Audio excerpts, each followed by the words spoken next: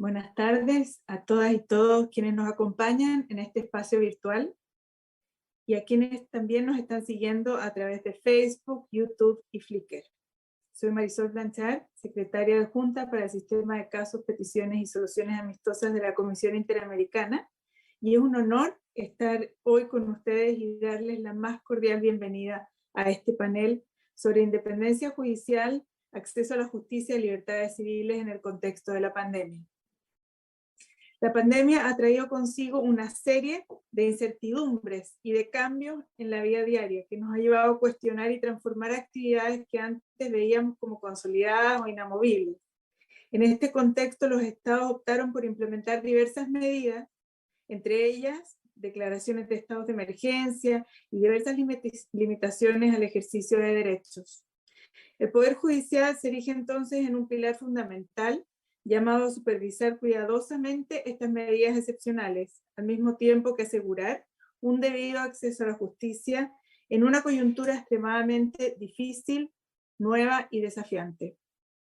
En este panel, que integran personas con larga trayectoria y experiencia, y del cual es un honor tener la oportunidad de moderar, buscaremos centrarnos en estos desafíos, obstáculos y estándares que deben cumplir los poderes judiciales considerando el rol fundamental de los y las operadoras de justicia en garantía de los derechos humanos y su atención a grupos especialmente afectados.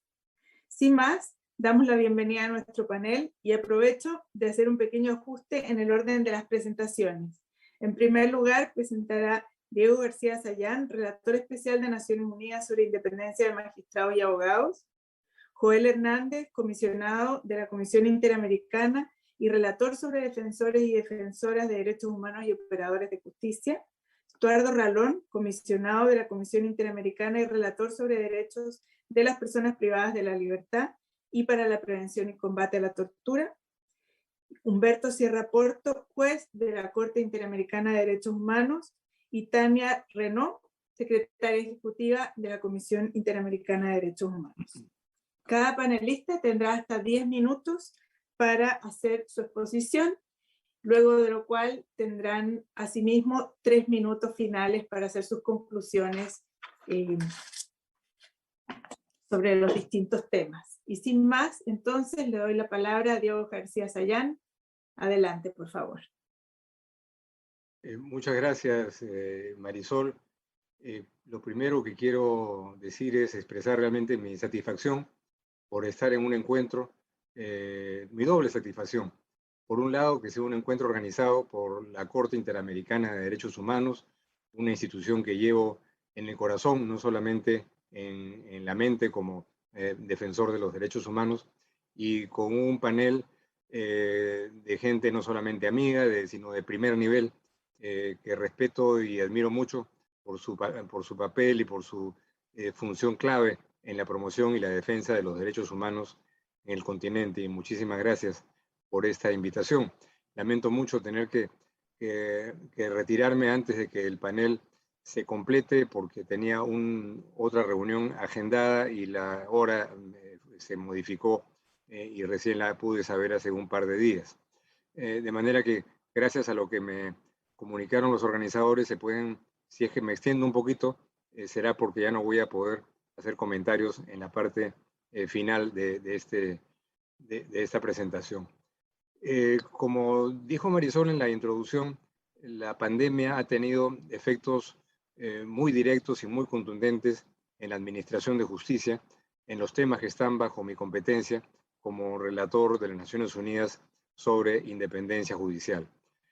Sobre esto, justamente el año pasado, produje un informe que presenté este año en el Consejo de Derechos Humanos de Naciones Unidas sobre el impacto de la pandemia en los sistemas judiciales, en la independencia y algunos retos y objetivos fundamentales por los que había que batallar.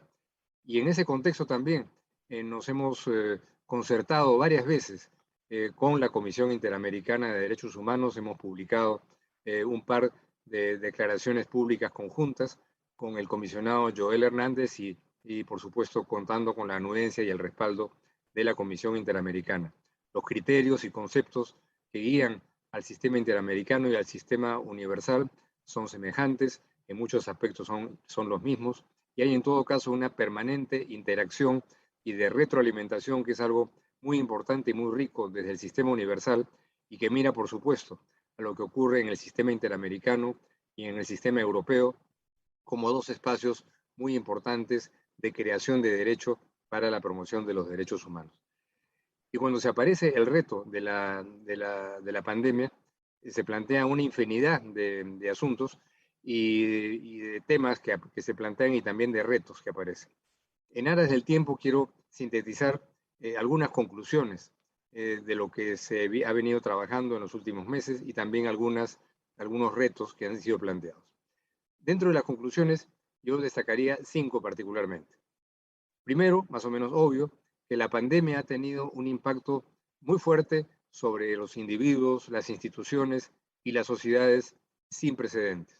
La sociedad en general, operadores y operadoras de justicia, funcionarios, jueces, juezas, fiscales, que muchos de ellos han pagado con su vida la experiencia trágica de esta pandemia en cualquiera de los países del sistema interamericano y de otros lugares del mundo.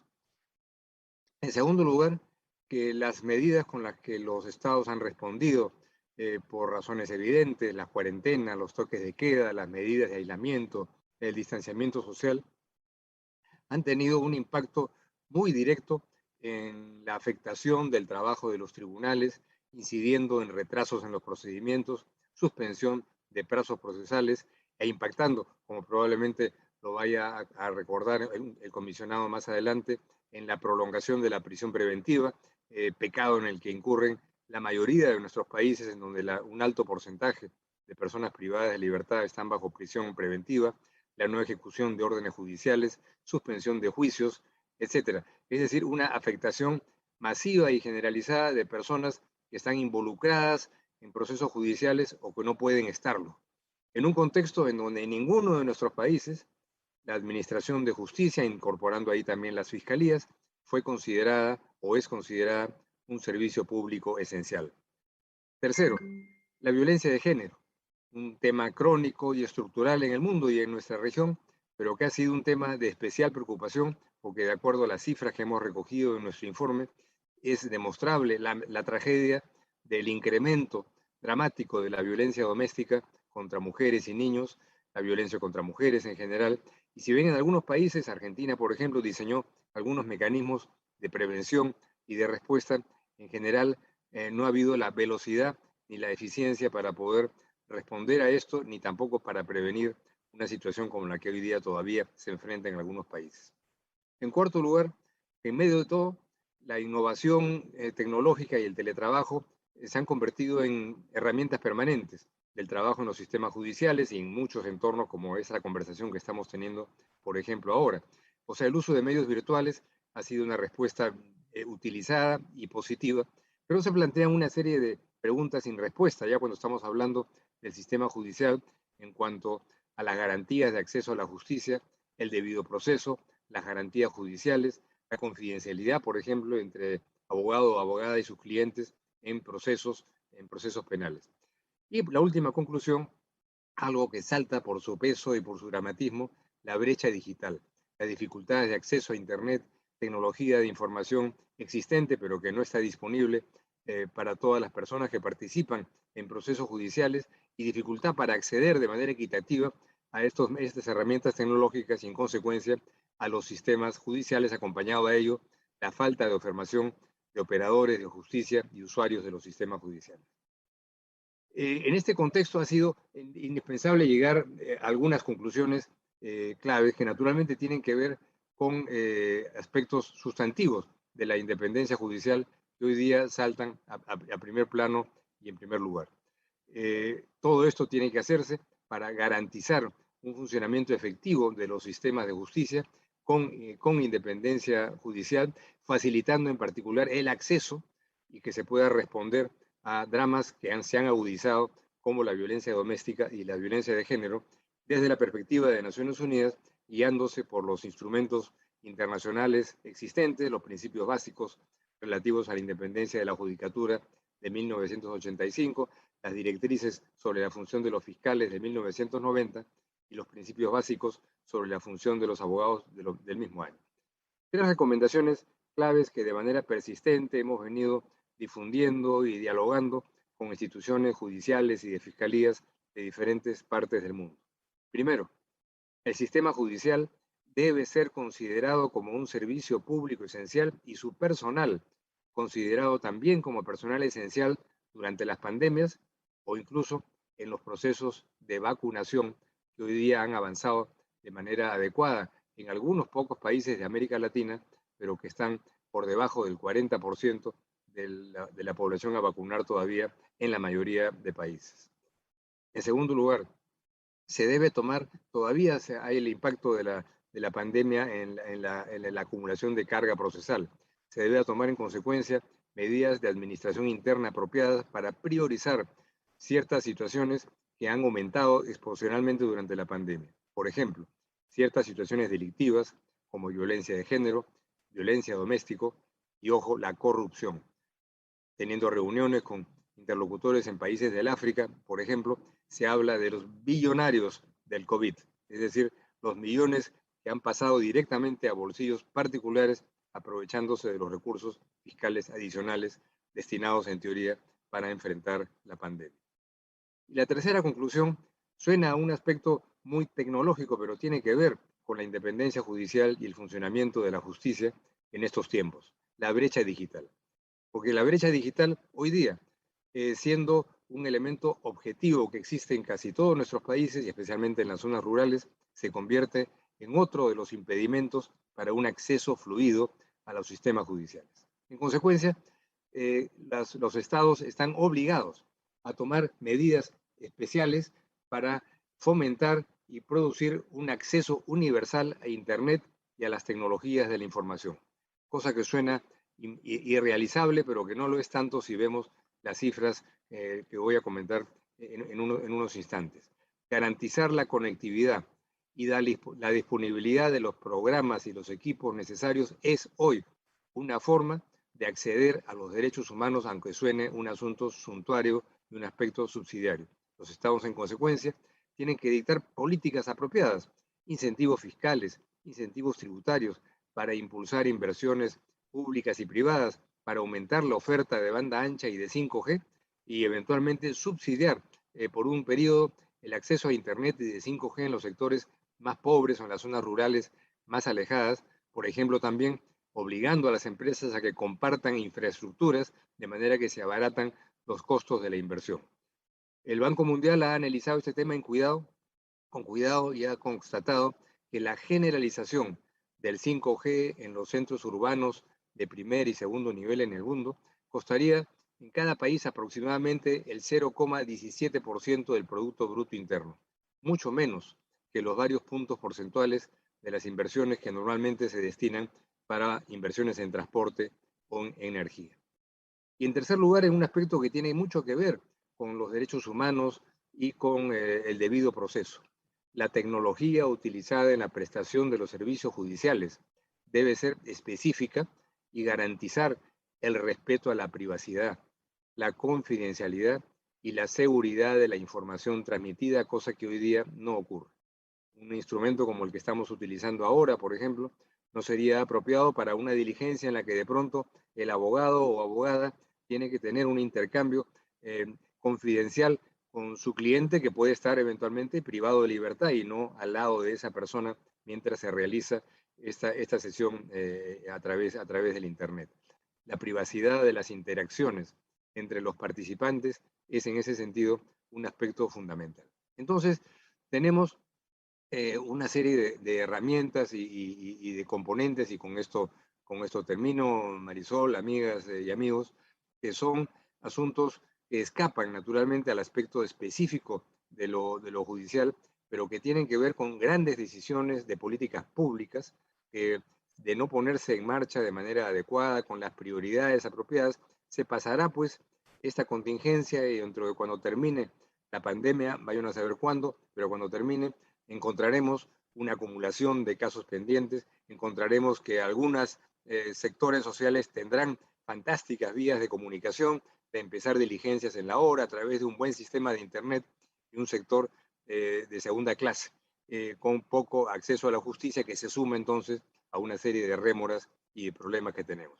Es un buen momento para concertar estrategias entre el sistema interamericano y el sistema universal, y mientras ocupe esta función temporal de relator, quiero simplemente, con una interlocución tan fantástica como la que tenemos ahora entre nosotros, renovar mi compromiso con esos principios y por mi ofrecimiento de trabajo coordinado y concertado con instituciones tan importantes, tan respetables y por las que tengo tanto afecto como la Corte Interamericana y la Comisión Interamericana de Derechos Humanos.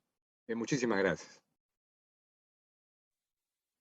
Muchas gracias, relator. La verdad que el azar nos dio la oportunidad de escucharle en primer lugar y creo que fue muy importante tener este panorama general del mundo y de cómo las distintas regiones han tenido distintos desafíos en sus poderes judiciales, y creo que nos ha dado un muy buen marco para comenzar a hablar de nuestro sistema interamericano, y le daría la palabra entonces. Así que muchas gracias, doctor Sayán, García Sayán, y le daría la palabra al comisionado Joel Hernández.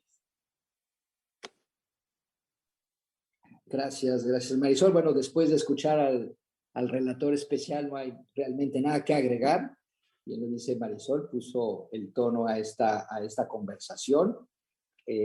Justamente lo que yo quería abordar son tres aspectos. Uno, la independencia judicial; el otro, el acceso a la justicia en el contexto de la pandemia; el tercero, también abundar sobre la brecha digital en el sistema de justicia al que ha hecho referencia ya el doctor Diego García Sayán. Y quiero en primer lugar felicitar al doctor García Sayán por el informe que ha presentado al Consejo de Derechos Humanos y que ha puesto de manifiesto ante la comunidad internacional el estado en el que se encuentra el acceso a la justicia en tiempos de pandemia. Yo sí hago votos porque pronto podamos ver el fin de la pandemia, pero ciertamente las condiciones que vamos a encontrar en materia de justicia, como en otros órdenes, serán totalmente distintas, con nuevos retos. Y uno muy particular hoy es el acceso a la justicia.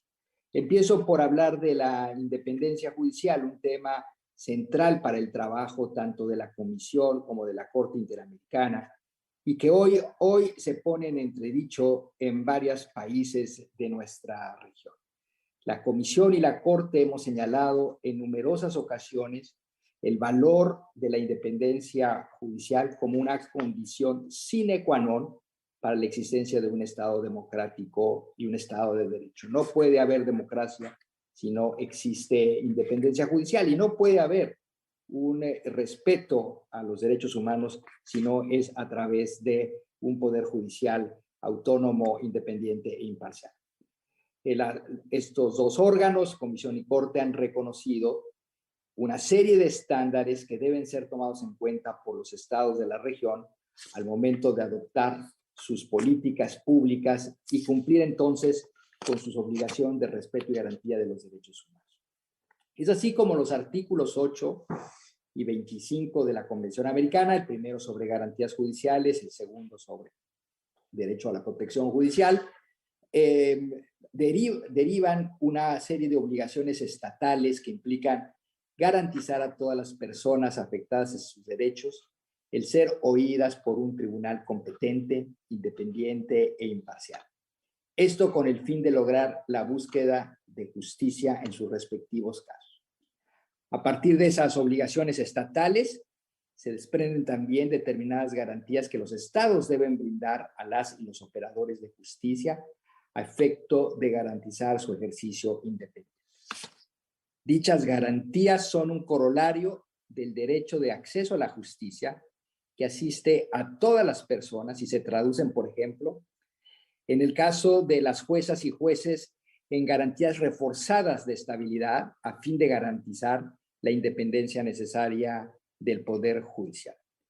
Ya la Comisión Interamericana, en su informe sobre garantías para la independencia de las y los operadores de justicia del 2013, estableció cuáles debían de ser los estándares para contar con esa independencia judicial. Desde una perspectiva institucional, nos dice el informe de la CIDH, es necesario que la institución o entidad de justicia no sea sometida a abusos o restricciones indebidas por parte de otros poderes o instituciones del Estado. Por otro lado, con respecto a la dimensión funcional, esta se traduce en que las y los operadores de justicia ejerzan su labor de manera libre, atendiendo el rol específico de impartir justicia sin injerencias. Así, al momento de analizar la situación de juezas y jueces en el ámbito de la pandemia, es necesario al menos hacer 3 señalamientos. Las de las víctimas de delitos y de las personas que requieren la protección y acceso a la justicia en primer lugar, de la persona imputada o sometida a un proceso en segundo lugar, y tercero, la de los propios operadores de justicia en vista de las condiciones de seguridad en las que trabaja. Esos son 3 requisitos mínimos que deben de estar presentes en las actuales circunstancias. Ahora bien, en el marco de la pandemia y el acceso a la justicia, ya lo señalaba bien el relator especial, las dificultades que enfrentaron en todos los países los poderes judiciales a partir de los estados de excepción que se establecieron o simplemente por las medidas de confinamiento que fueron necesarias adaptar ante la emergencia sanitaria. Tras la declaración de la pandemia, muchos estados de la región y sus órganos de justicia adoptaron medidas de distanciamiento social, optando entre diversas medidas por la suspensión de la actividad jurisdiccional y fiscal, el cierre de juzgados, la suspensión de plazos, la realización de actos procesales en causas extraordinarias o de formas diferidas, el trabajo a la distancia de los operadores de justicia, el uso de plataformas digitales y la celebración de audiencias virtuales por videoconferencia. En algunos países de la región transcurrieron más de 60 días, en muchos casos, sin servicios judiciales. En un buen número de ellos se mantuvieron activos solamente los juzgados para atender asuntos urgentes. Y en los últimos meses muchos países habilitaron la realización de audiencias virtuales también para casos urgentes, lo que se tradujo en un gran rezago procesal que ahora se están enfrentando. En su momento, la Comisión Interamericana, en su resolución 1/20 sobre pandemia y derechos humanos de las Américas, abordó la situación del acceso a la justicia. En su artículo 5, la declaración señala el deber del Estado de proteger los derechos humanos, particularmente de las personas trabajadoras en situación de riesgo por la pandemia y sus consecuencias. Las personas que tienen que seguir laborando de manera presencial, como es el caso de las autoridades de justicia, deben ser protegidas entonces de los riesgos del contagio del virus y en general se les deben garantizar los derechos sociales interrelacionados. En la resolución de la comisión también se señaló que en aquellos casos en donde hay un estado de excepción, los estados deben de abstenerse de suspender procedimientos judiciales idóneos para garantizar la plenitud del ejercicio de los derechos y libertades, entre ellos acciones de habeas corpus y amparo para controlar actuaciones de las autoridades dentro del marco de debido proceso, no debieran de ser suspendidas.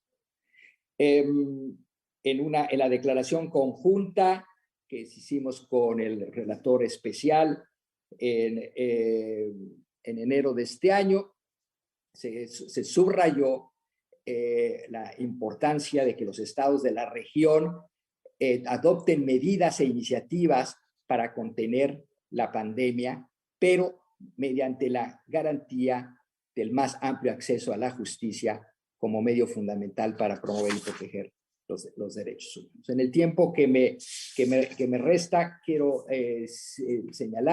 resaltar algo que ya señaló bien el relator especial, que es la brecha digital en el sistema de justicia. Aquí la Comisión ha señalado que el uso de medios tecnológicos para la prestación de servicios de justicia no puede menoscabar los derechos al debido proceso de las partes y los participantes de audiencias virtuales. Esto es importante en lo que se refiere al derecho de defensa, a la asistencia letrada en el proceso, al acceso en un procedimiento adversarial y al derecho a ser juzgado sin demora dentro de un plazo razonable, considerando especialmente la confidencialidad y seguridad de la información transmitida mediante este tipo de mecanismos que se garanticen necesariamente. Será entonces imprescindible elaborar, aprobar e implementar lineamientos, protocolos o medidas para garantizar el uso de tecnologías de información y comunicación que salvaguarden las garantías del debido proceso. Finalmente, quiero terminar esta intervención destacando que la pandemia del COVID-19 requiere que los estados adopten medidas inmediatas y efectivas para proteger los derechos de las personas. En particular, subrayo los grupos en especial situación de vulnerabilidad y de discriminación histórica.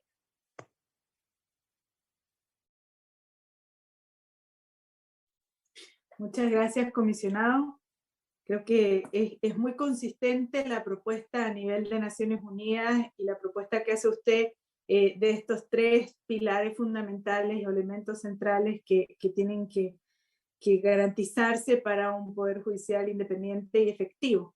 Y en relación principalmente con los efectos sobre las personas que están en mayor situación de vulnerabilidad, es que creo que vamos a tener algunos aportes tanto del comisionado Ralón como de la secretaria ejecutiva de la comisión. Y sin más, entonces le doy la palabra al comisionado Estuardo Ralón. Adelante. Muchas gracias, Marisol. Muy buenas tardes.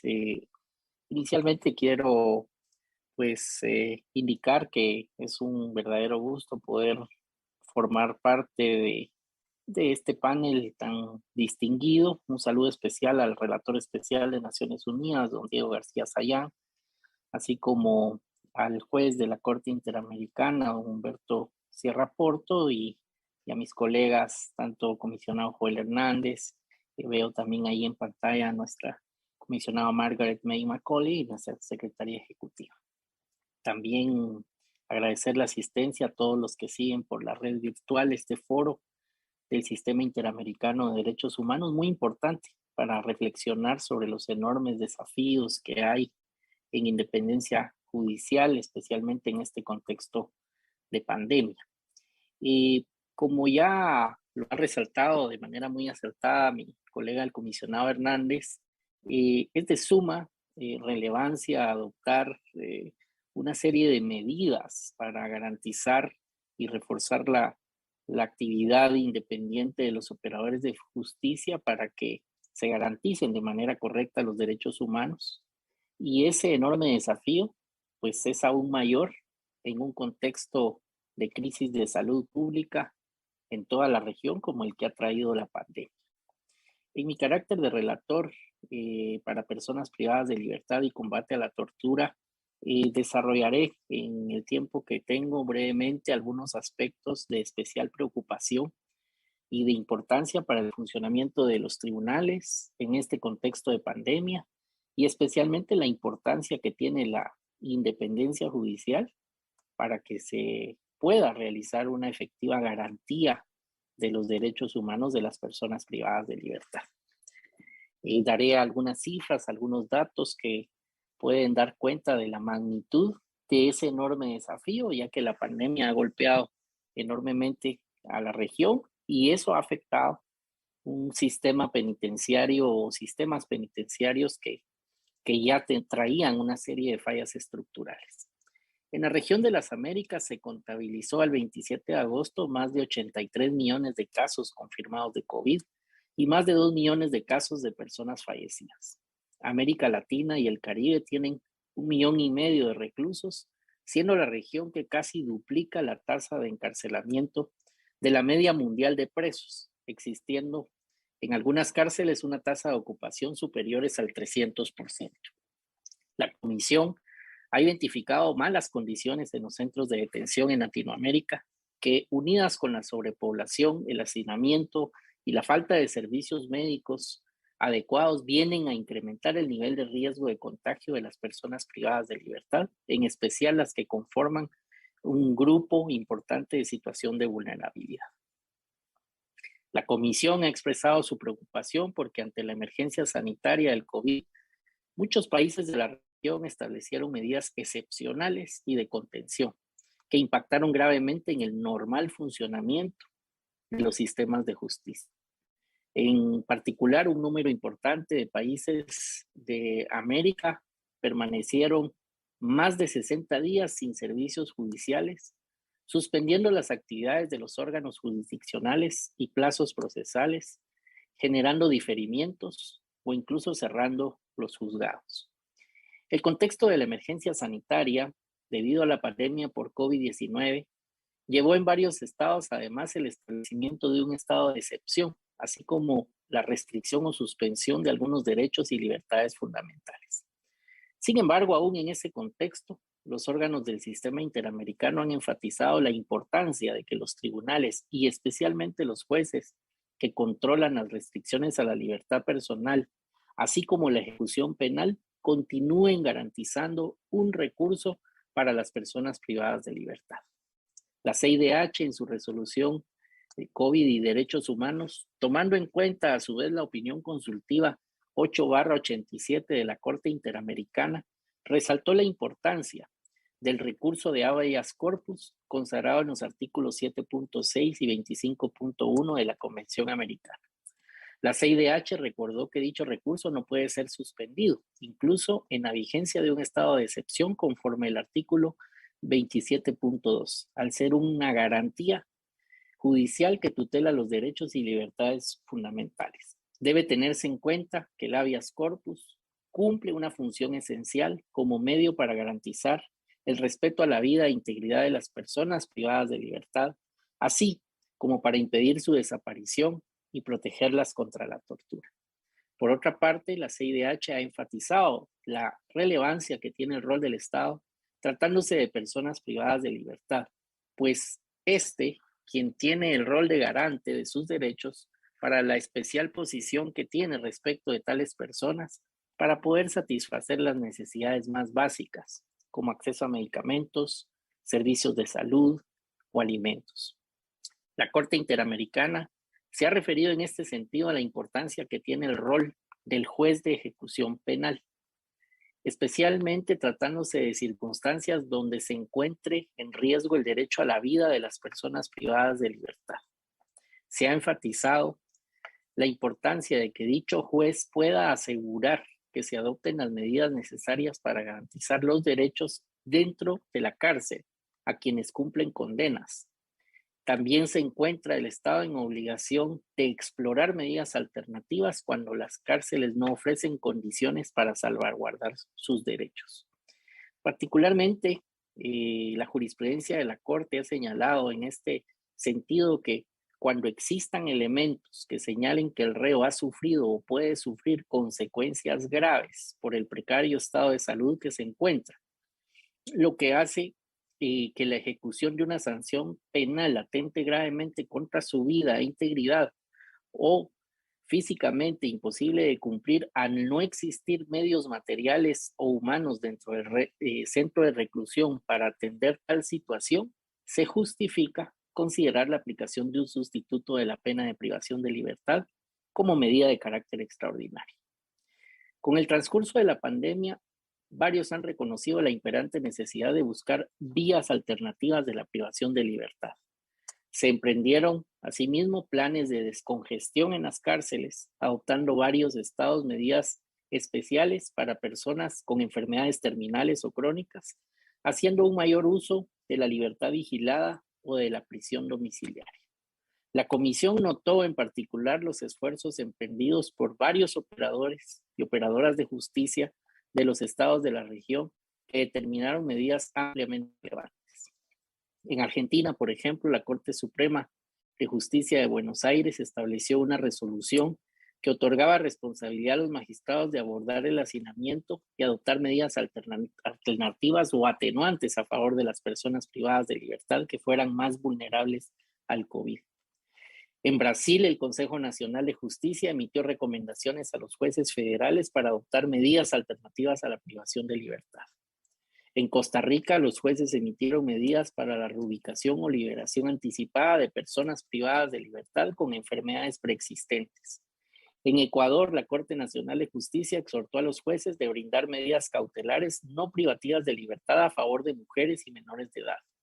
En El Salvador, la Sala Constitucional de la Corte Suprema emitió la resolución 148/20, la cual brindó medidas cautelares para que las personas detenidas pudieran cumplir la cuarentena obligatoria en un centro de contención o en sus domicilios, respetando protocolos sanitarios. En Perú, mediante el cual el presidente podría otorgar liberaciones a grupos de internos priorizados durante la emergencia sanitaria por COVID. Y en República Dominicana, por ejemplo, se solicitó con urgencia a los jueces la adopción de medidas no privativas de libertad para personas mayores de 60 años. La comisión resalta en ese contexto la importancia de que los estados garanticen las libertades civiles a las personas, especial énfasis a los grupos de situación de vulnerabilidad, y así lo hizo ver en la resolución 1/20. Adoptar disposiciones para enfrentar hacinamiento, evaluar beneficios carcelarios, adecuar condiciones de detención, establecer protocolos de seguridad, elaborar e implementar protocolos específicos para los centros de detención. En conclusión, frente a este difícil contexto, resulta necesario que los estados adopten medidas inmediatas y efectivas. Es necesario que los jueces continúen ejerciendo con independencia su rol de garantes, lo que conlleva no solamente medidas para reducir el hacinamiento, favorecer la higiene y condiciones sanitarias adecuadas. Con el paso del tiempo se hace más que necesario que tengan que ser adoptadas otras medidas que faciliten que ciertos derechos han sido restringidos por necesidades de distanciamiento social, como las visitas familiares, puedan igualmente ser garantizados. Si bien son varios los desafíos que conlleva la gestión penitenciaria y que se han agudizado en la pandemia, es importante que las medidas que sean adoptadas tengan un enfoque de derechos humanos, que sea compatible con los estándares internacionales y que asegure que las cárceles cumplan con el objetivo de reinserción social. La CIDH continuará monitoreando esta situación y emitiendo sus recomendaciones. Muchas gracias. Muchas gracias, comisionado Ralón, por compartirnos cómo la pandemia ha afectado esta situación endémica de sobrepoblación y de condiciones de las personas privadas de libertad y las distintas medidas excepcionales que tienen que tomar los distintos estados y que han tomado los estados para enfrentar el desafío adicional que ha impuesto la pandemia en la región. Ahora, sin más, le daría la palabra al juez Humberto Sierra Porto. Adelante, señor doctor Sierra Porto. Muy buenas tardes. Quiero, al igual que lo hacía el comisionado Estuardo Ralón, congratularme y expresar mi satisfacción por estar con todos ustedes, con mis compañeros del sistema, con la comisión, con Margaret, que siempre será nuestra, de nuestra corte también, comisionado Joel Hernández, también por supuesto a Marisol, que nos está moderando, y a Tania. Digo Tania y no te digo el resto porque todavía tengo que familiarizarme con la pronunciación de tus apellidos, pero es un verdadero placer darte la bienvenida a este tipo de eventos, que en esta ocasión, por ser virtuales, pues no cumple con el propósito inicial, que es, además de compartir impresiones, que sirvan también para continuar el diálogo necesario entre la Corte y la Comisión Interamericana. Muy bien. Los temas a los cuales quiero referirme, pues tengo la ventaja de que ya puedo referirme a lo que han señalado mis predecesores en el uso de la palabra, son esencialmente dos. Una sobre unas reflexiones sobre los estándares interamericanos que sobre el tema de independencia judicial y relacionados sobre el COVID se han pronunciado. Un poco destacar cuáles son las ideas fuerza, tanto de las decisiones, de los pronunciamientos de la Corte, como también de los que ha participado la Comisión y el relator de Naciones Unidas sobre independencia judicial. Y en segundo lugar, pues un análisis de el impacto del COVID que tendrá sobre la administración de justicia y particularmente pues, un análisis de prospectiva sobre qué va a pasar y cuáles son las consecuencias que están dándose y que seguiremos teniendo como ocasión de este fenómeno. En lo que hace relación a los estándares interamericanos, como lo decía el comisionado Joel, el artículo 8.1 y el artículo 25 han sido los puntos de referencia. Esencialmente, la jurisprudencia de la Corte ha construido una serie de lineamientos sobre cómo la independencia judicial tiene que protegerse, protegiendo el estatuto judicial, el estatus del juez. Y eso esencialmente lo podemos concretar viendo las distintas sentencias que se han pronunciado, que han establecido estándares sobre los necesarios procedimientos estrictos de nombramiento y destitución de los jueces, reglas estrictas en los procesos de remoción de los mismos, en las condiciones de independencia y de imparcialidad en las cuales se deben realizar los procesos que vinculen a las altas cortes a través de los juicios políticos, que ese es otro de los grandes temas que se están dando, particularmente una extensa jurisprudencia sobre la situación de los jueces en situación de provisionalidad, de cuándo pueden generar un problema de independencia judicial y cuál debe ser la protección laboral que se le tienen que dar a cada uno de ellos, la estabilidad en el cargo que deben tener este tipo de jueces como regla general, y además de esto, una extensión de todo lo que se ha dicho de los jueces a los funcionarios del Ministerio Público y fiscales en materia de protección y de estabilidad. Toda esta jurisprudencia de la Corte Interamericana, que es donde se ha centrado el tema de la independencia judicial en desarrollo del artículo 8.1, esencialmente nos planteará y nos está ya planteando retos en materia de la gran discusión que se da entre los derechos laborales y los derechos de protección de las personas, de los jueces, expresados esencialmente en reivindicaciones sindicales y protecciones en general del cuidado de la salud de los jueces y la necesidad de su presencia y actividad real para la protección efectiva de los derechos de los ciudadanos. Es un tema que se está dando en todo el continente, es muy palpitante y esencialmente es, bueno, hasta dónde va a llegar la protección de la condición de jueces, la protección frente a las amenazas en materia de COVID con la situación que tienen en este momento. Bien, por otra parte, la declaración de la Corte Interamericana y también la declaración de la Comisión y la Corte Interamericana ha tomado medidas provisionales y de supervisión de cumplimiento en un par de casos, en el caso del penal Miguel Castro y en el caso Vélez Lor contra Panamá. ¿Cuáles han sido los temas sobre los cuales se ha pronunciado la Corte y la Comisión en materia de COVID? También es importante hacer el inventario en esta presentación breve. En primer lugar, hay una idea fuerza y es la de la necesidad de preservar el Estado de Derecho. El Estado de Derecho, los principios fundantes del Estado de Derecho no pueden ser alterados bajo ninguna circunstancia, ni siquiera en estas situaciones de excepcionalidad. En segundo lugar, que es el tema que aquí nos convoca, uno de los pilares para preservar el Estado de Derecho es el garantizar el acceso a la administración de justicia. Las restricciones deben ser las mínimas, necesarias, esenciales y absolutamente excepcionales. La protección que debe existir a los periodistas, a los defensores de derechos humanos, en general a la sociedad para expresarse, para hacer las críticas y para que pueda ser escuchada en este tipo de contexto. El punto que nos acaba de señalar el comisionado Edgar Estuardo, relacionado con la protección particular a la población carcelaria, en donde la regla general, en el contexto latinoamericano o interamericano, ha sido la de la expedición de muchos decretos formales en donde se intenta paliar, buscar mecanismos para tratar de contener la expansión de la enfermedad, pero en la realidad con muy poca protección efectiva, tal y como se ha visto con los índices y con la situación de congestión, de hacinamiento que sigue perviviendo.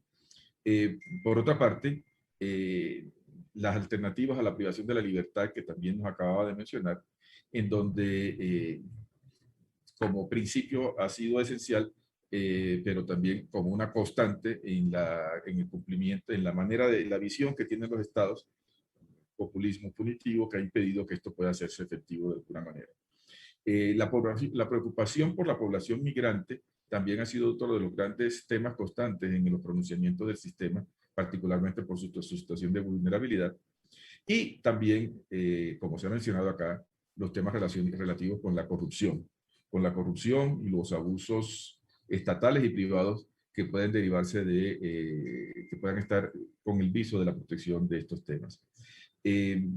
Por otra parte, la jurisprudencia de la Corte y también de los pronunciamientos del sistema han destacado mucho la necesidad de garantizar los servicios mínimos tales como el habeas corpus y el principio según el cual la tecnología o el uso de los mecanismos tecnológicos como alternativa no es excusa para dejar de respetar las garantías de debido proceso, las garantías de carácter judicial. En fin, lo que el planteamiento es esencialmente que las consecuencias de la pandemia, las consecuencias de esta situación derivada del COVID-19, nos genera un contexto de una mayor conflictividad social, y eso ya es mucho decir para lo que nos corresponde a nosotros en nuestro entorno. Ese contexto de mayor conflictividad social hace que la administración de justicia que deba afrontarse la manera como debe como debe actuar la administración de justicia, por supuesto, incluyendo políticas públicas que regulen distintos ámbitos, es decir, la responsabilidad del Estado para enfrentar la conflictividad supone una actividad de intervención de políticas públicas de la mayor nivel y de carácter extenso. Pero sin duda alguna también va a requerir unos grandes retos de funcionamiento de la administración de justicia. Y el reto está en evitar que se produzca un desbordamiento de la conflictividad que genere a su vez una crisis en el Estado de Derecho en nuestra democracia. A los problemas propios de la justicia con ocasión de la pandemia, sin duda alguna vamos a tener que sumarle estos impactos de conflictividad, impactos en materia de seguridad personal, impactos relacionados con los datos personales, con las condiciones de sanidad de las cárceles, con la delincuencia común, por consecuencia de la pobreza, y también con los problemas del Estado Social de Derecho como consecuencia de esta situación. Un aumento sustancial de la pobreza, problemas de financiación estatal y una especie de dictadura sanitaria con ocasión de las medidas que se han tomado sobre ese particular. La conflictividad social, los problemas con los defensores de derechos humanos, los problemas medioambientales y los problemas relacionados con los derechos laborales van a estar a la orden del día y nos van a plantear una realidad muy importante. La administración de justicia y el acceso a la administración de justicia, sin duda alguna, van a tener un gran impacto y esto se verá reflejado en los casos que tramitará la comisión y que sin duda alguna serán objeto de decisiones por parte de la Corte Interamericana. Y no me extiendo más por razones de tiempo, pero de esta manera creo que puedo expresar un poco la idea principal de preocupación sobre el futuro, las consecuencias que está teniendo esta situación de pandemia en nuestro entorno. Muchísimas gracias. Muchas gracias, doctor Sierra Porto. La verdad es que este panorama que nos comparte de la jurisprudencia y de lo que ha sido el actuar y los estándares del sistema interamericano, sin duda me quedo con esta preocupación suya sobre el futuro y sobre qué es lo que viene y la relevancia del rol de la Comisión y de la Corte en esta situación que viene producto de la pandemia. Así que muchísimas gracias por esto. Secretaria Ejecutiva, Tania Renaud, suya la palabra. Muchas gracias, Secretaria Ejecutiva Adjunta. Me da mucho gusto saludarte y saludar al juez Sierra Porto, a los comisionados, al comisionado Hernández, al comisionado Ralón. Es un placer estar con ustedes y además estar totalmente en una línea narrativa muy similar a la que, si ustedes me permiten, yo le voy a agregar el tema de las violencias contra las mujeres. Esta mañana, tanto la presidenta de la Corte Interamericana como la presidenta Urrejola, la presidenta de la Comisión Interamericana, se refirieron al aumento de las manifestaciones de las violencias en contra de las mujeres durante la pandemia. Y me gustaría detenerme en el acceso a la justicia para estas mujeres, porque la implementación de medidas restrictivas de movilidad, el confinamiento, fue una de las causas de este aumento. Y para ponernos en situación, imagínense ustedes que a escala mundial, antes de la pandemia, el 35% de las mujeres ha experimentado por lo menos una vez en su vida alguna manifestación de violencia física o sexual por parte de su pareja. Es decir, prácticamente 1 de cada 3 mujeres han experimentado una experiencia de violencia en el ámbito privado. Durante la pandemia tenemos datos, ¿no? Datos oficiales de algunos países, datos de Naciones Unidas que nos han mostrado que las líneas de atención telefónica han quintuplicado su uso y la asistencia que las mujeres hacen de este servicio. Y las mujeres no solo tuvieron que estar confinadas con su agresor, sino que enfrentaron en primera línea las consecuencias de las desigualdades de género. Quiero explicarme. Datos de 2018 de Naciones Unidas, relativos a 89 países, muestran que hay 4.4 millones más de mujeres que viven en la extrema pobreza en comparación con los hombres. Gran parte de esta desigualdad se explica debido a la carga desproporcionada del trabajo doméstico. Para que ustedes tengan una idea de todo el trabajo doméstico que se hace, el 80% recae en las mujeres. Eso implica las tareas de cuidado, las tareas de limpieza, esas tareas que no tienen ni reconocimiento social ni reconocimiento pecuniario. Y especialmente estas tareas domésticas de cuidado recaen en los años de vida productiva y reproductiva de las mujeres. Datos de 2019 dan cuenta que en América Latina y el Caribe las mujeres ganan 17% menos que los hombres por las mismas horas trabajadas, teniendo la misma escolaridad y la misma edad. Así es que cuando hablamos de las violencias contra las mujeres, necesitamos siempre pensar en un esquema de discriminación y de desigualdad. Por eso, durante la pandemia, y hay que tenerlo claro, los sectores que emplean a muchas mujeres, como el sector de los servicios, el turismo, la hostelería, los sectores informales, fueron especialmente afectados por la pandemia, y de ahí también que las mujeres hubieran sido especialmente afectadas por la pandemia en el acceso al trabajo y por lo tanto a la precarización de su vida. Y hay que recordar que la recomendación número 35 del Comité CEDAW indica que las violencias contra las mujeres suelen verse exacerbadas por factores sociales y económicos que incluyen las crisis políticas, las crisis sociales, las crisis humanitarias, las guerras y las crisis de salud. Y en este panorama es en el que hemos de comprender la pobreza, la violencia y la exclusión como las rutas que marcan las decisiones de las mujeres. Es decir, cuando las mujeres deciden denunciar, resulta relevante lo que los sistemas de justicia les ofrecen, porque han pasado por un proceso cognitivo de pensar mucho si denuncian y para qué denuncian. Y además hay que recordar, ¿denunciar para qué?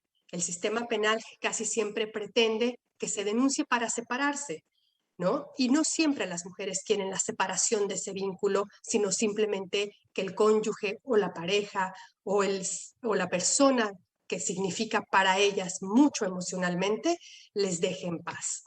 No basta con insistir que hay que denunciar. No basta con insistir en la denuncia cuando después los estados no ofrecen condiciones de actuación diligente para investigar, para sancionar y para erradicar la violencia contra las mujeres. La propuesta, lo que yo me gustaría proponer, es revisar el acceso a la justicia con un enfoque de derechos humanos, con un enfoque de género y con un enfoque interseccional. 3 enfoques que contribuyan a comprender cómo hay que recoger y analizar las experiencias de las mujeres y cómo hay que considerar factores como la raza, la etnia, la edad, la orientación sexual para saber cómo está respondiendo el sistema de justicia. La Oficina de las Naciones Unidas contra la Droga y el Delito publicó hace muy pocos meses un estudio sobre el impacto del COVID-19 en las respuestas del sistema de justicia penal hacia las mujeres. El informe narra los desafíos a los que se enfrentaron los sistemas y a los que se enfrentan los sistemas de justicia. Desafíos que ya han descrito el comisionado Hernández, el comisionado Ralón, el comisionado, el juez Sierra Porto. Pero quiero hacer ver estos desafíos con un enfoque interseccional. Por ejemplo, el informe cuenta cómo los recortes presupuestales debido a la atención de la emergencia sanitaria, los cierres de oficinas de atención a fin de atender a las mujeres, los cambios de horarios, los turnos de atención reducidos y la reducción en la capacidad de atención afectan a las mujeres.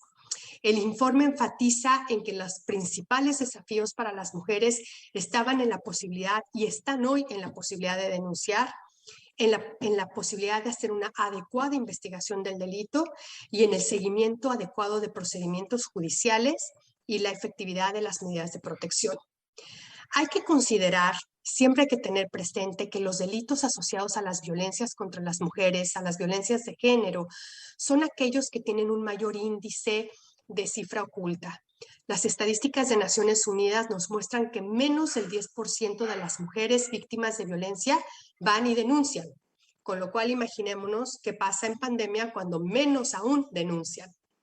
Pero en la pandemia, aunque aumentaron las llamadas a números de emergencia, la denuncia por eso disminuyó, porque implicaba para las mujeres tener menos recursos para la movilidad, el miedo a ser contagiadas e incluso a veces no tener un transporte público accesible que las pudiera llevar a un centro de atención. Y además los sistemas de justicia también han experimentado disminución de personal, especialmente de aquel personal especializado en la atención de las violencias. Esto por diversas causas que también incluye el contagio del personal. O sea, muchas veces hablamos del sistema de justicia que debe mejorar y no siempre miramos cómo debemos mejorar las condiciones de la gente que trabaja en ese sistema. El estudio al que me estoy refiriendo también muestra que durante la pandemia se han emitido un número mucho menor de órdenes de protección y esto puede deberse a las dificultades para que las mujeres puedan indicar o puedan iniciar procedimientos. Y a veces también ocurre, el estudio muestra cómo los jueces han decidido emitir órdenes de protección para aquellas situaciones de un riesgo inminente, no siempre analizando el contexto o no siempre viendo riesgos sobrevinientes. En los casos en los que se metían medidas de protección, los estados no siempre han contado con el suficiente personal policial para hacerlas efectivas. En el ámbito de justicia, los sistemas enfrentaron en muchos casos el cierre de sus instalaciones, obligando a una rápida conversión a la justicia digital. Hay jurisdicciones que implementaron plataformas digitales para la identificación de las partes, para enviar documentos, para recepción electrónica de testimonios. Sin embargo, se han identificado debilidades y obstáculos en las medidas implementadas. Una frecuente es la falta de priorización de las violencias contra las mujeres, es decir, pareciera que no es un asunto de relevancia, a pesar que afecta al 35% de la población, más o menos, y así se puso en evidencia con la falta de comprensión de las violencias contra las mujeres como un fenómeno complejo. Por ejemplo, se habló o se dio una priorización a las violencias en el ámbito doméstico y se dejaron de ver cómo se podía mitigar las violencias en el ámbito del Internet, del uso de las tecnologías. Los procesos de digitalización de la justicia, indispensables, nadie tiene la duda, indispensables en los tiempos que corren, no alcanzan para las mujeres sin acceso a la tecnología. Imagínense ustedes, de acuerdo a la Unión Internacional de Telecomunicaciones, el Internet es usado por el 53.6% de la población mundial. Pero esta es una cifra que se ve reducida cuando la analizamos con un enfoque de género, porque solo las mujeres tienen el acceso a 48% versus el 58% de hombres usuarios de Internet. Y luego hay que añadirle otros problemas, la brecha en la calidad de la conectividad, la tecnología que se usa para hacer uso y para poder acceder a las herramientas digitales. Pero la justicia digital también tiene sus complejidades. Imaginémonos, por ejemplo, aquellas personas con discapacidades visuales, aquellas personas que no saben leer o que no saben escribir, aquellas personas que no pueden tener la capacidad para sintetizar la complejidad de un acto de violencia en un relato por escrito. La Comisión Interamericana ha resaltado que en la esfera de la administración de justicia hay que establecer procedimientos legales, justos y eficaces. Y sin duda la pandemia nos ha traído desafíos, pero también oportunidades. Cuando la institucionalidad de la justicia ha de reinventarse en parte de su funcionamiento, se abren las puertas para remirar esas políticas. Por eso quiero hacer rápidamente 7 propuestas. La primera es que las políticas públicas deben estar basadas en evidencia empírica. Por eso la recolección de información es indispensable, el impacto de las políticas públicas, la comprensión de la violencia. La segunda, se ha de contar con presupuesto para hacer investigaciones, estudios, análisis que permitan comprender las dinámicas de las violencias y las decisiones de las mujeres para involucrarse o no con el sistema de justicia. La tercera, hay que implementar recomendaciones existentes tanto en el sistema de Naciones Unidas como en el sistema interamericano de derechos humanos.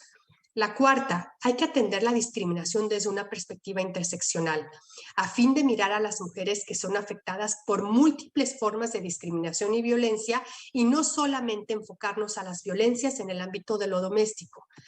La quinta, hay que continuar con la especialización de operadores de justicia que atienden a las violencias basadas en género. 6, tratándose de implementar de la justicia digital, hay que revisar la implementación, los resultados de su implementación, así como su alcance, su impacto y sus limitaciones. Y finalmente, hay que ampliar las medidas de atención a las mujeres víctimas de violencia de género a fin que el sistema de justicia penal no sea la única respuesta para ellas. Con esto lo dejaría, Marisol, y agradezco mucho la invitación a este foro. Muchas gracias, secretaria, por esta mirada tan importante y por traer a la luz todos estos elementos y la afectación especial que han tenido la pandemia en la violencia contra las mujeres y en la respuesta judicial y la atención, y sobre todo por las oportunidades que nos ha mencionado, de repensar los sistemas de justicia y la oportunidad que nos trae la pandemia para adecuar los sistemas de justicia para responder a estas situaciones. Vamos a iniciar una segunda ronda en el mismo orden en que se hicieron las presentaciones, para dar en 3 minutos sus conclusiones finales o reflexiones acerca del debate que ha sido sin duda riquísimo desde distintas perspectivas. Con eso le daría la palabra al comisionado Joel Hernández. Gracias, Marisol. Aquí hemos escuchado todos los participantes esta preocupación compartida por hacer el acceso a la justicia un derecho efectivo en tiempos tan complejos como el de la pandemia. Creo que la pandemia, sin lugar a dudas, ha dejado afectaciones en el disfrute de los derechos humanos, pero también ha dejado grandes aprendizajes. Y aquí un primer aprendizaje tiene que ver con el redescubrimiento de los déficits que tenemos, tanto normativos como estructurales en nuestros países. El ejemplo tal vez más evidente sea el de las personas privadas de libertad, al que ya hacía alusión el comisionado Ralón, en donde una vez más descubrimos cómo el abuso de la prisión preventiva nos dejó en una situación de mayor vulnerabilidad a las personas. Pero también otros desafíos no resueltos, como el de la violencia contra las mujeres, al que hacía referencia la secretaria ejecutiva, fueron exacerbadas en estos tiempos tan complejos. No obstante, también creo que es importante que de cara hacia una salida, hacia una cierta normalidad, si es que podemos hablar de normalidad, porque difícilmente podemos considerar que existirá tal cosa, sí están muchas de las lecciones aprendidas y que pasan por varias cosas. Primero, la reafirmación de los estándares interamericanos. O sea, el juez Sierra Porto hizo mención a los casos que la Corte resolvió en medidas provisionales o en supervisión de sentencia en el marco de la pandemia como fundamentales para poder reafirmar los estándares interamericanos aplicables en estos casos. Pero también creo que es importante no perder de vista que hoy el mundo va a ser un mundo más virtual, un mundo más electrónico. No dejo de un lado la brecha tecnológica que existe y que será un desafío para todo desarrollo humano, pero creo también que tenemos que aprender de las lecciones del mundo virtual. Tanto la Comisión como la Corte, en cuanto vino el confinamiento, recurrimos a estos medios electrónicos de comunicación y creo que aquí hay unas buenas lecciones aprendidas de cómo el mundo virtual puede también facilitar la comunicación y dirigirnos a públicos más amplios. Es el caso de la Comisión, que hoy en sus periodos de sesiones virtuales puede tener comunicaciones con un mayor número de colectivos, de organizaciones de la sociedad civil, pero también de autoridades de Estado. Mucho por reflexionar sobre el mundo post-pandemia. Gracias, Marisol. Gracias, comisionado Hernández, por estas importantes reflexiones que nos hacen pensar a todas y todos, ¿no? en cómo podemos seguir avanzando en el sistema interamericano. Con eso le daría la palabra al comisionado Ralón.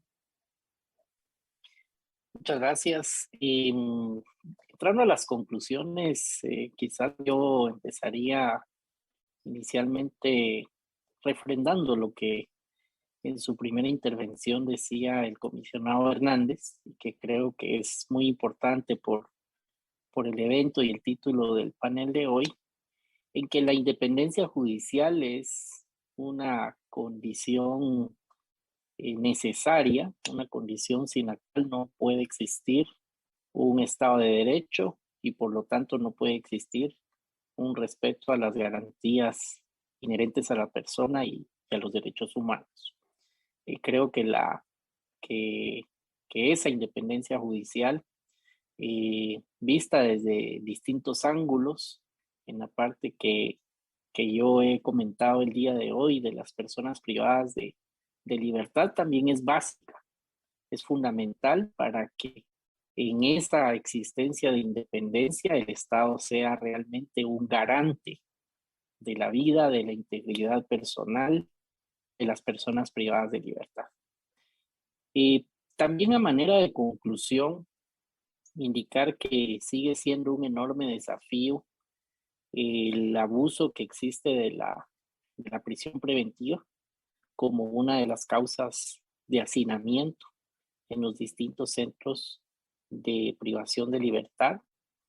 Y sin duda alguna, creo que es impostergable que los estados se replanteen cómo abordar el que no exista un abuso de la prisión preventiva, y muchas veces eso requiere de un esfuerzo de diálogo a lo interno que involucra en algunos casos al organismo legislativo por algún tipo de reforma legal, también involucra en otros casos aspectos de propia gestión penitenciaria del organismo ejecutivo y también tener una plena conciencia y poner en práctica los estándares interamericanos por parte de los operadores de justicia. Entonces, sin duda alguna, cada uno de los estados tiene una realidad particular respecto al abuso de la prisión preventiva, pero la manera de abordarlo será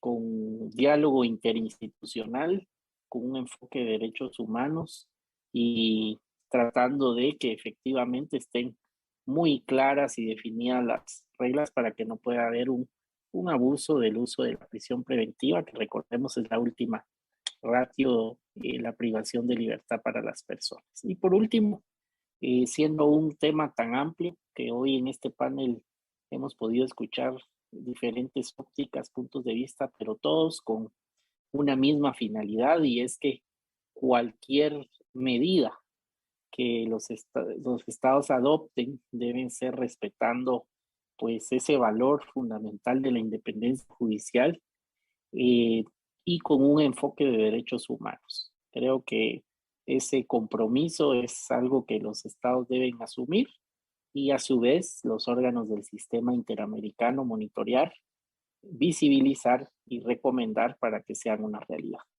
Esas serían mis conclusiones, y un verdadero gusto haber estado con ustedes. Muchas gracias. Muchas gracias, comisionado Ralón, por este llamado especialmente y este recuerdo de la necesidad de revisar la manera de aplicar la prisión preventiva, y siempre en torno al respeto de la independencia judicial, que es fundamental para la situación que viven las personas privadas de libertad en la región. Juez Sierra Porto, tiene la palabra. Muchas gracias.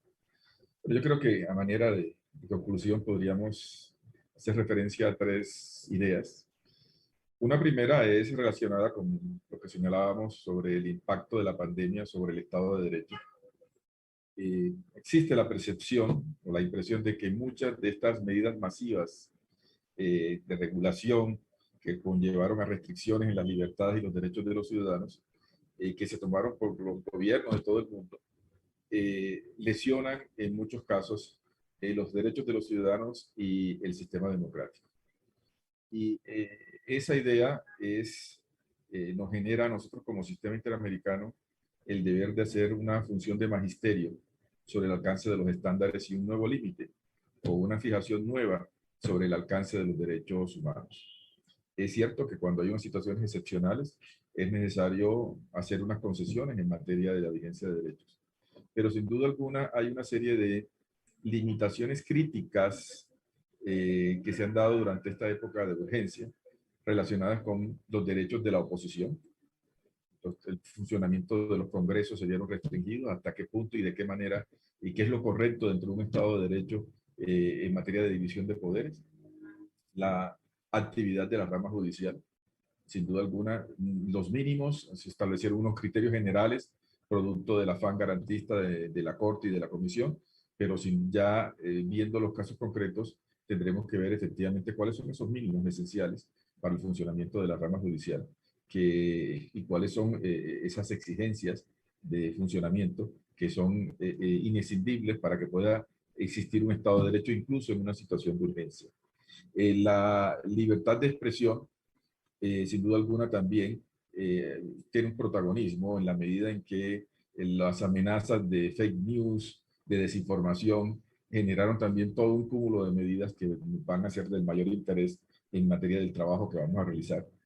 El tema de la educación, el cierre masivo de las escuelas, la eventual casos de corrupción que puedan haberse relacionados con la pandemia, y creo que no es un tema de poca monta lo relativo al derecho a la intimidad y al derecho a la autodeterminación informática, todo lo relativo a este tema, cuando había cuenta de que en todas partes estamos en todas las bases de datos y ahora sin ningún tipo de excusa para entregar esta información. No entro en detalles como los que ha señalado acá sobre el tema de los derechos de la mujer, que sin duda alguna son un tema transversal y no por eso menos importante.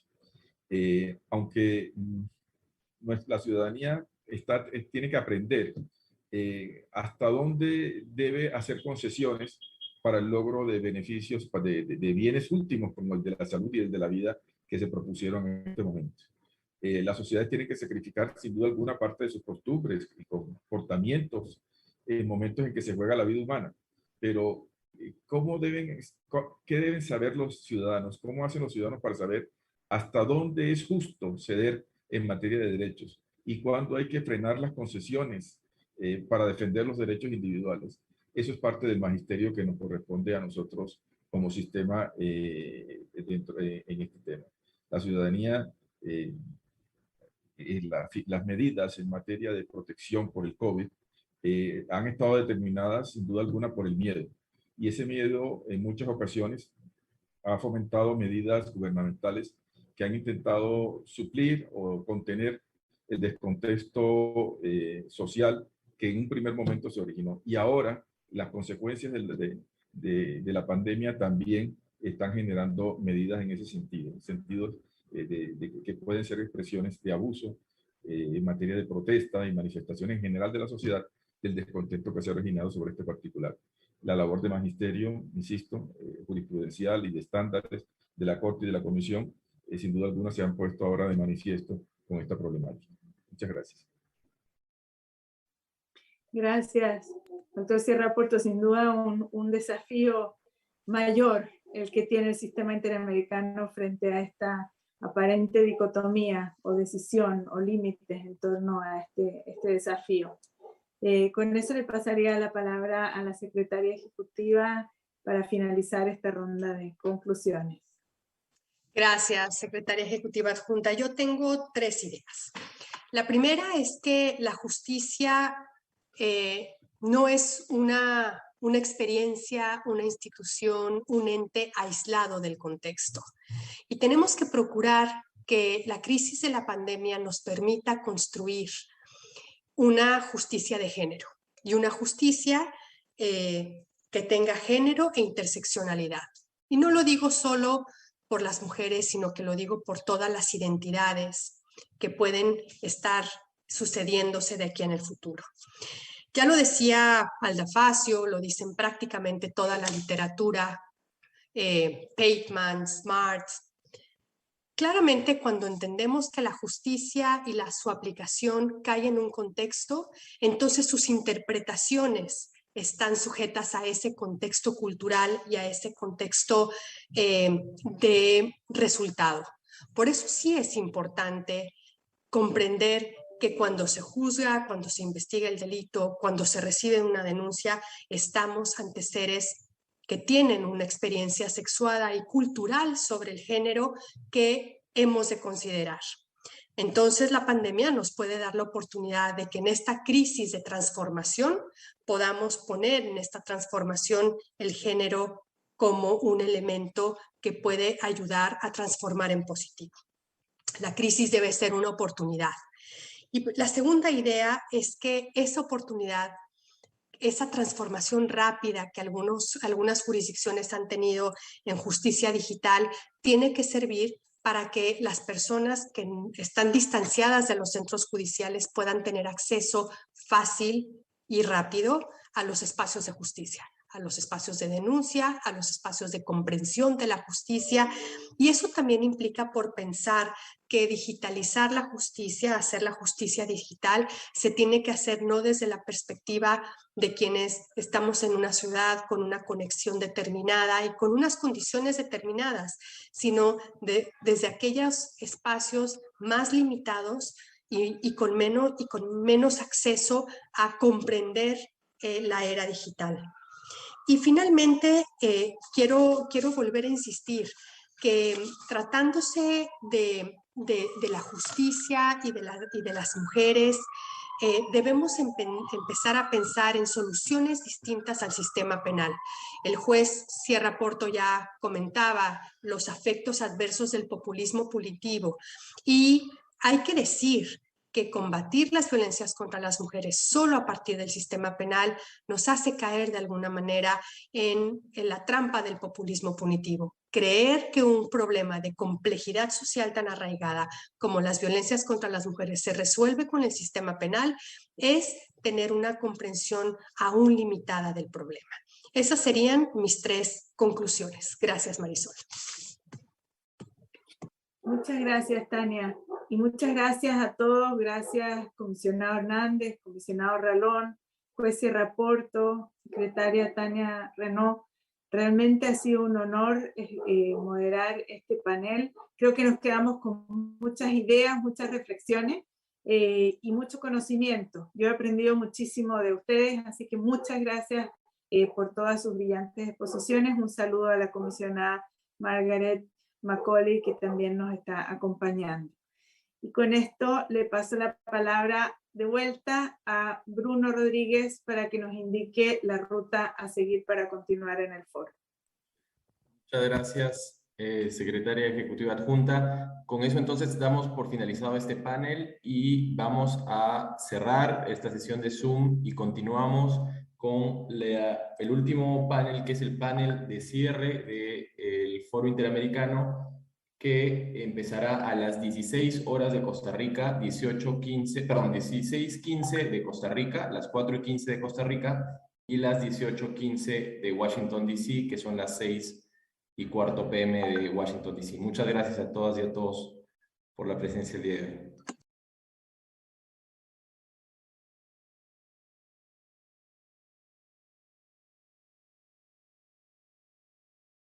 Podcast. La Corte Interamericana de Derechos Humanos celebró entre el 27 de enero y el 7 de febrero de 2020 su 133 periodo ordinario de sesiones en San José, Costa Rica. Desde este año los periodos ordinarios duran 2 semanas y se realizan todos los meses. Sentencias. La Corte deliberó y adoptó las siguientes sentencias, que serán notificadas próximamente y estarán disponibles en el sitio web. Caso Carranza Alarcón versus Ecuador. Caso Montesinos Mejía versus Ecuador. Caso Comunidades Indígenas miembros de la Asociación LACA-JONAT versus Argentina. La Corte celebró las siguientes audiencias públicas. Caso Guzmán, Albarracín y otros versus Ecuador. Caso Urrutia, Lavrov versus